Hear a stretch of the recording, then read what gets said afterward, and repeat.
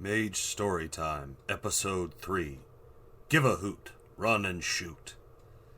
This is the continuing story of a party of role-players who awakened as mages. Our cast includes Aoi, who manipulates time with his phone.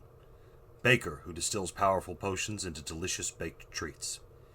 Bard, a mind and spirit mage who uses superheroes as his gods. Critical, who improves the luck of others through his own pain. Handy, a correspondence-using thief who steals items at long range. Rocky, who controls rocks. Talo, a postmodern mage who uses a hodgepodge of skills to manipulate forces and matter. And Weeb, who uses his life skills to enhance his martial arts and Chinese medicine. Instead of our normal Wednesday meeting, when next our adventuring party joined up, we met at a large botanical garden in Dallas for a lovely Saturday in the park. Theoretically, we were trying to learn from nature and meditate and do magic-y things, but mostly we just wanted a nice day out with no excitement or danger. We got excitement and danger. We were walking around the garden, taking it easy when the screaming started. There was a lot of shrieking and yelling and many riffs on the theme of, "Ah! Bear!" We immediately raced towards the source of the commotion, because we're heroes. Or, possibly, stupid. We poured into the recessed hollow in the garden, only to see a large ursine figure and a small crowd determinedly fleeing it. Critical tried to get a better look, but his eyes refused to acknowledge what he was seeing, and his head started to hurt. Others of us saw magic auras resonating around 2 or 3 people in the crowd who seemed less terrified than everyone else. But mostly we saw the owlbear, because it was huge, and seemed angry at all of existence. The lashing electrical storm hovering in a corona around it, striking out and rending reality, also seemed fairly upset. "Guys," said Bard, I think I've heard of this. It's called zooterrorism. A bunch of mages summon a magical, non-real creature and then drop it somewhere where the paradox backlash causes as much damage as the monster. We gotta get it out of here. Or get out of here before it blows." Sensing that he was going to have to fist-fight an owlbear, Weeb started a kata to enhance his speed and durability. He ran over to the owlbear and tried to subdue it by making eye contact and using that as a conduit for life magic, increasing the happiness chemicals in its brain. It was an interesting idea, and it might have worked for a stronger mage. At least the creature didn't view him as an immediate threat, or potential prey, and just kind of ignored the idiot trying to stare it down. A tendril of electric paradox energy lashed out and struck Bard as the beast charged. It ran past the party toward the exit, where the crowd panicked all the harder. Weeb got out of the way in time. Well, actually, he tried to jump on and ride it, but collided with a solid wall of bear flesh and fell off. But he didn't get run over, at least. As the owlbear staggered around the crowd and tried to free itself from the shouting throngs, Critical ran up to boop it in the snoot with great force. It was surprisingly effective, in that the owlbear actually seemed to notice the punch. Baker, who felt bad about fighting a scared wild animal, reached into her bag and retrieved a jar of poppy seeds. She ran up and shoved the open jar into its face, shushing and cooing at it the whole time as she tried to control her panic. It started to slow and stagger as we all sang lullabies and tried to get it to go to sleep. Bard pulled up a better song on his phone and enhanced it with his magic, further sapping the monster's will to fight. Handy reached into his bag and used his magical abilities to reach across space and into an animal control facility's stockroom, where he purloined a tranquilizer dart. He had intended to get one he could shoot from his bow, but was grabbing blindly and pulled out one that wouldn't really fire. Instead, he threw the trank to Talo, who tried to stab the owlbear, but missed, much to everyone's irritation. How hard is it to hit an owlbear? It's huge! At that point, we all independently decided that dogpiling on the bear was our best tactic. Aoi ran up and grabbed the bear, then sang it a song as he tried to use his time abilities to slow down its heart. Not enough to damage the creature, but enough to make it very drowsy. Weeb likewise grabbed it right above its tail and flooded its body with sleepy neurotransmitters. We're very technical people. With a sound between a grunt and a hoot, the owlbear collapsed. Aoi and Rocky dove off and avoided being crushed, and we stood around feeling silly. Someone in the crowd shouted, "Holy hell, did you guys just wrestle a bear?" We were all caught flat-footed, having mostly forgotten about our sleeper audience. We're trained professionals, folks. This is an animatronic bear creature, and we're doing an under-wraps shoot for a new film. Fortunately, Rocky was a good bullshitter. And Alwi worked in event management, so he knew the right phrases to throw around to reinforce the story.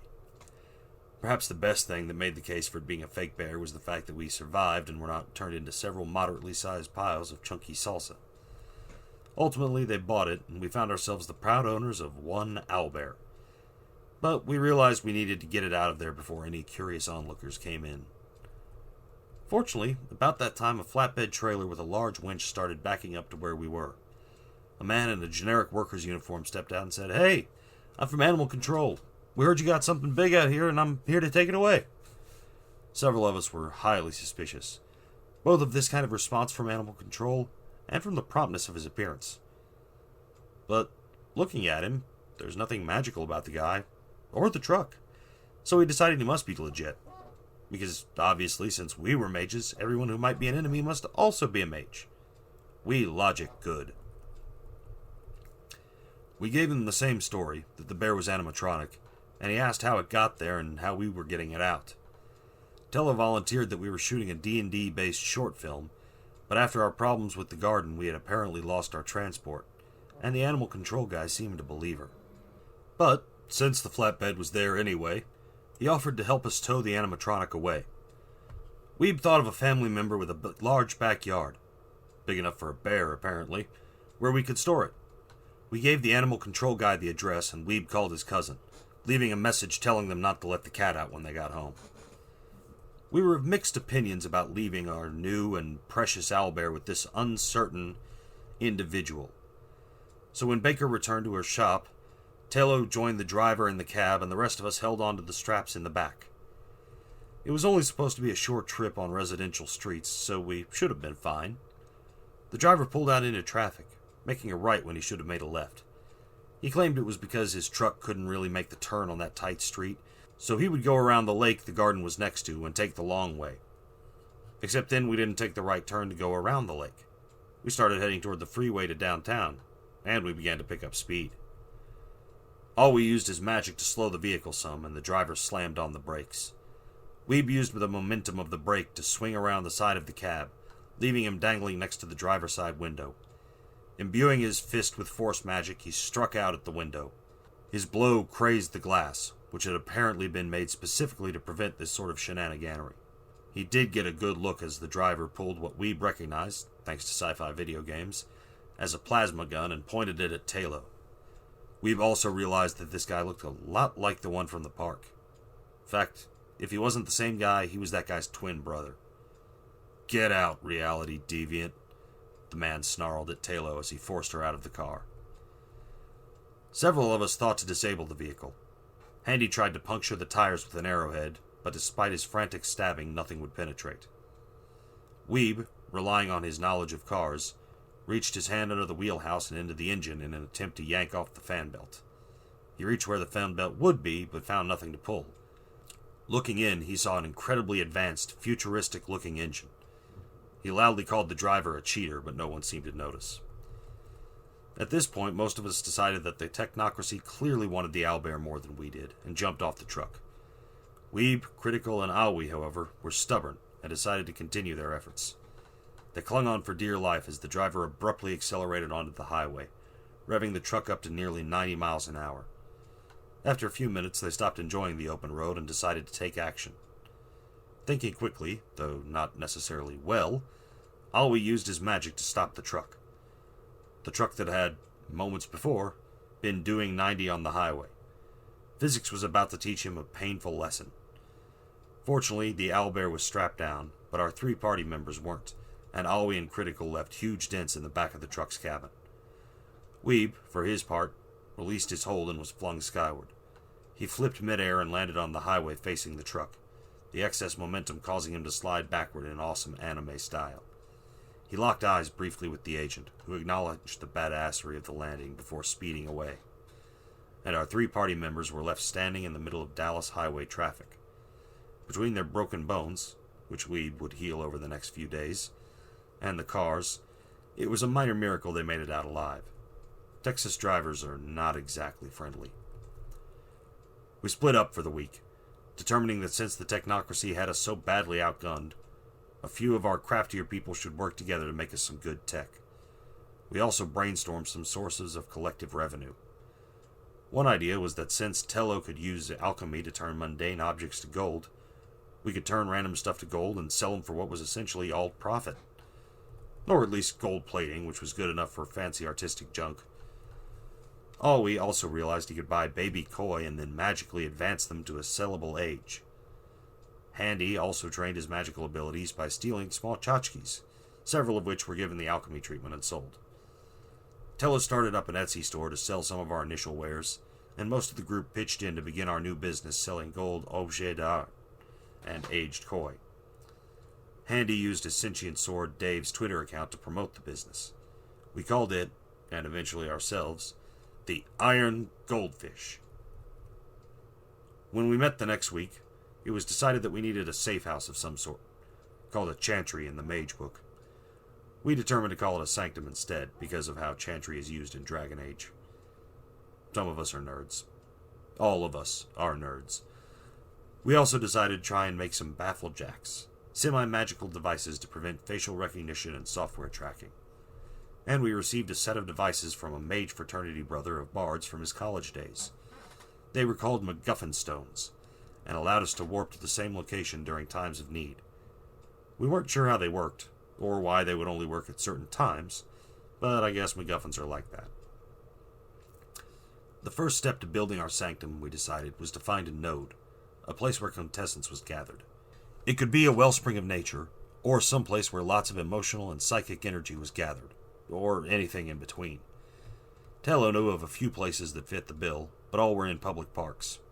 Bard said he knew of one such source of magical power, but it was already claimed. On the plus side, it was one of the few he had heard of not claimed by werewolves, who apparently also exist. They see themselves as guardians of nature and do their best to keep any naturally occurring supernatural wellsprings out of the hands of nefarious people who would use them for their own ends. Like mages.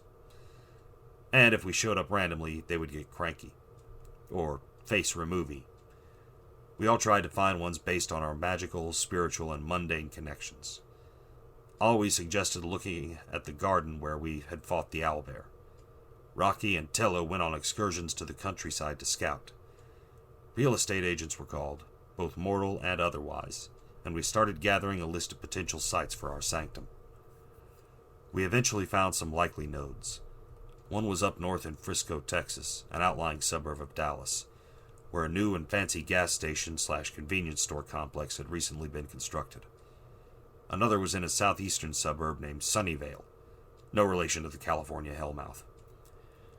Two more were discovered around Dallas's White Rock Lake, one being in the garden where we had been earlier, and one on a hill nearby.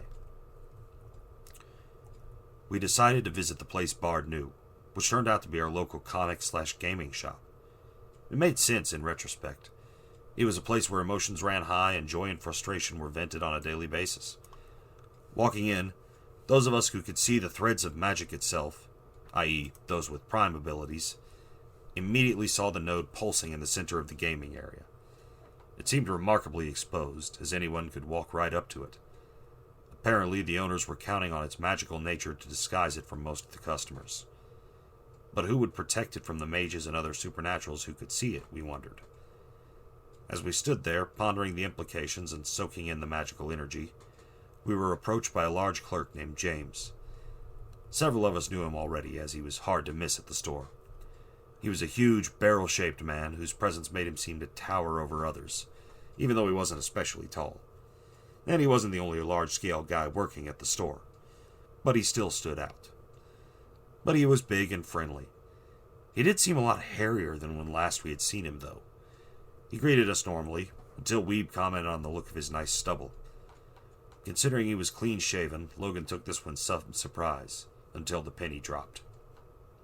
"Oh, crap. How long have you guys known?" All we replied, "We just now figured it out."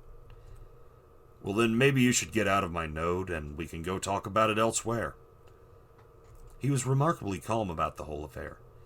He told us that we weren't the first to come looking for the magical energy source, and if we wanted to refresh in it while we hung out and played games or shopped, we were as welcome as anyone else. But he couldn't have us lurking about all the time. Weeb asked the question we were all thinking. "How have y'all managed to keep this node open like this?" Well, we have good security. Like me.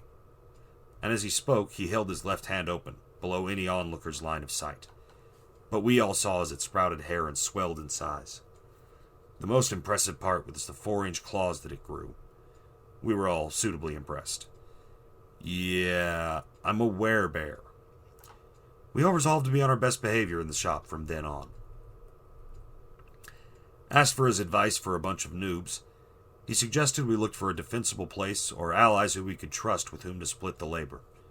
He had heard of a few Garou, or werewolf packs, running around the White Rock Lake area that might be willing to help guard a node. He also mentioned that there might be an abandoned node at a nearby dead mall.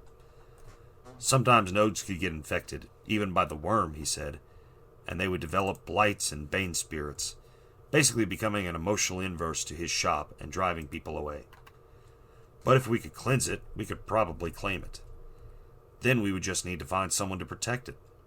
We offered the job to James, because who wouldn't want a werebear security guard, but he was pretty happy with his current gig. And so we split for the week, determining that when we next met, we would go real estate shopping. What dastardly deeds will the technocracy do next? Will the iron goldfish find safe haven? What new supernatural forces will rear their magical heads? Find out in the next Mage Storytime.